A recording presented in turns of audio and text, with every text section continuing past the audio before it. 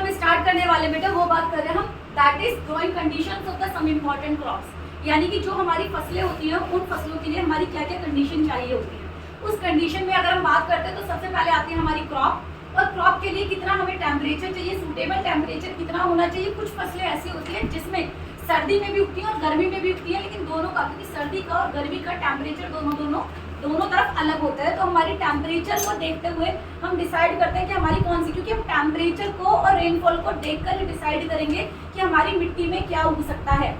तीसरी चीज जो होती है वो होगी मिट्टी, जो भी मैंने बोला, यानी कि कोई भी फसल को तैयार करने से पहले किसान क्या देखता है, वो 3 कंडीशन देखता है। पहला, कौन सी सॉइल है मेरे पास, मैं कौन सी सॉइल पर किस मौसम में क्या उगाऊंगा, यानी उस समय पर टेम्परेचर क्या रहता है। जैसे मैंने एग्जांपल दिया था कि अगर चावल तुमने बहुत हीट में काटने शुरू कर दिए गर्मी के समय पर, तो वो क्या हो जाएंगे, सूखने के समय पर टूट जाएंगे, वो बेकार हो जाएंगे, ठीक है, उसका मॉइस्चर पूरी तरीके से खत्म हो जाएगा।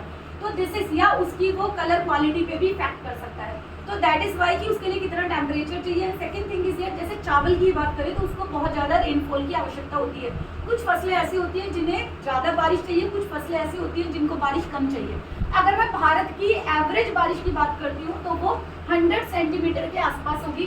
प्रीवियसली हम मानसून वाला पार्ट कर चुके हैं ऑलरेडी, जिसके अंदर हमने रेनफॉल का पैटर्न देखा हुआ है कि कौन सा रेनफॉल किस समय पर ट्रॉपिकल में या सब ट्रॉपिकल में या टेम्परेट जोन के अंदर हमारा किस तरीके का मानसून, क्योंकि भारत एक कृषि प्रधान देश है। तो उसी के हिसाब से हम आज जो कर रहे हैं टॉपिक वो कर रहे हैं कि हमारी क्रॉप के समय पर कौन सा हमारा, कैसा हमारा कंडीशन, कैसा हमारा टेम्परेचर चाहिए और कैसा हमारा रेनफॉल चाहिए। तो उसके हिसाब से अगर हम एरिया वाइज भी देखने लगे तो I hope we can clear this one, क्योंकि हम कर चुके हैं ऑलरेडी कि किस स्टेट के अंदर कैसा टेम्परेचर रहता है और किस तरह का हमारा मॉनसून रहता है या रेनफॉल रहता है। तो फर्स्ट अगर हम बात करते हैं तो राइस की है, तो पहली चीज अभी बताया मैंने कि राइस के लिए बहुत अधिक टेम्परेचर की जरूरत नहीं, बहुत ज्यादा की नहीं होती, बट अच्छे टेम्परेचर की है जिसमें राइस की फसल जो वो सूख सके।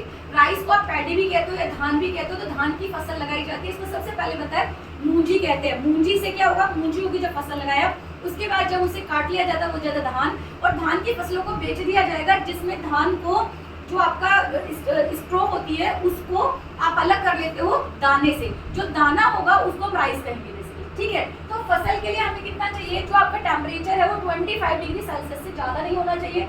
रेनफॉल आपकी 100 से 200 सेंटीमीटर, क्यों, क्योंकि राइस की फसल के लिए स्टेगनेंट यानी रुका हुआ पानी चाहिए जब आप फसल को उगाते हो। इसी के साथ आपकी जो मिट्टी होती है, क्योंकि आपके चावल की फसल जो पाई जाती है वो कहाँ पाई जाती है, उत्तर प्रदेश में पाई जाएगी, बिहार में पाई जाएगी, बंगाल में पाई जाएगी, और इसी वजह से जहाँ ये उग रहा है वहाँ खाया भी ज़्यादा जाएगा।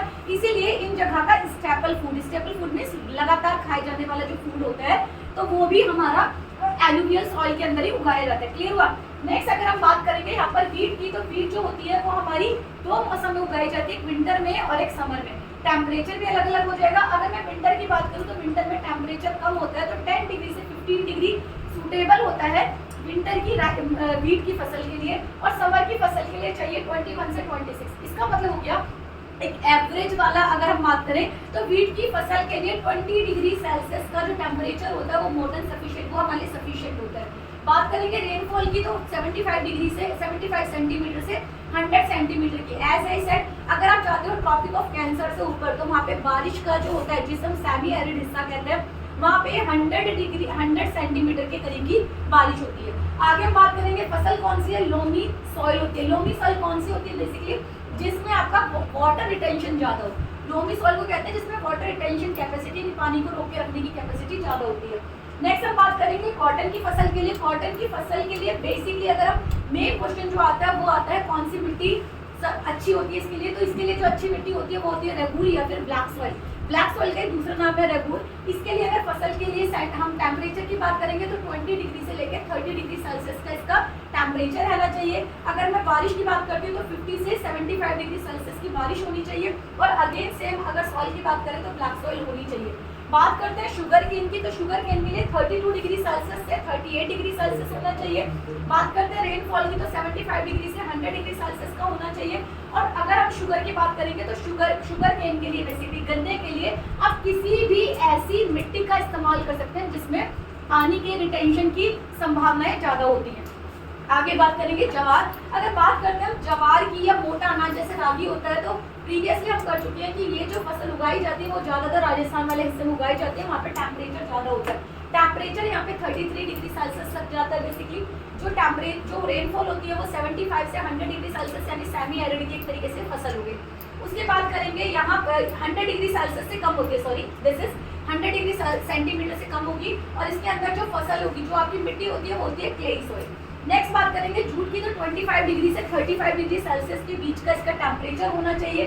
जो आपकी रेनफॉल होती है वो 150 सेंटीमीटर की होती है, एंड जो आपकी क्ले होगी, जो सॉइल होगी, वो आपकी क्ले या सैंडी सॉइल होती है। अब सैंडी सॉइल ज़्यादातर कहाँ मिलती है? जहाँ पर सैंड होगा, that means it is a रेगिस्तान वाला हिस्सा हो सकता है। हम अगर बात करें जूट के लिए, तो सैंडी सॉइल आपका मैंग्रोव के जो फॉरेस्ट होते हैं उसके आसपास का हिस्सा, यानी बंगाल के वेस्ट बंगाल का जो पार्ट होता है वहाँ का हिस्सा हो सकता है, जहाँ पर जूट का उत्पादन सबसे ज़्यादा किया जाता है।